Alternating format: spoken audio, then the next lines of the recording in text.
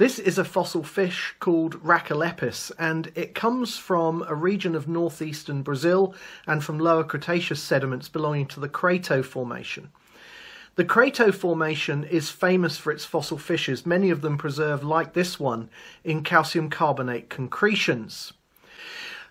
The fishes are preserved by a process called phosphatization, in which the mineral calcium phosphate has replaced the soft tissues of the fish molecule by molecule. And some of the fishes are so well preserved by this process that gills, muscles, hearts, stomachs, even stomach contents have been preserved. The gills are especially instructive because they allow us to estimate how quickly these fish were fossilized.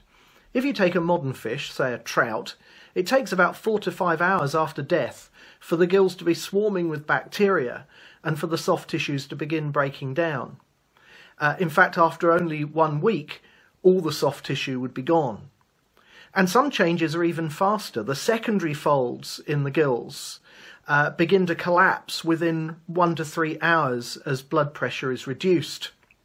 Now, what's remarkable about these Brazilian fish is that the state of their preservation has led experts like David Martill of the University of Portsmouth to conclude that these fish must have been fossilized moments after death, and that the process of fossilization must have been completed within a few hours, perhaps 5 hours after death.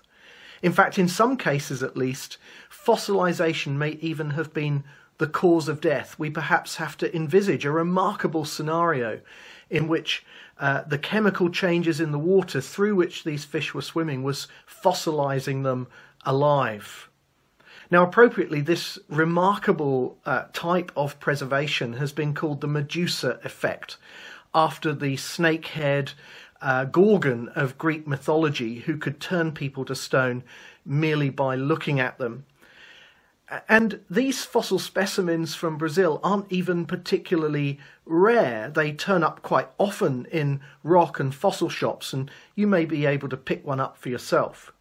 They're another great piece of evidence consistent with the kind of rapid fossilization processes that we would expect in association with a catastrophic worldwide event like the flood.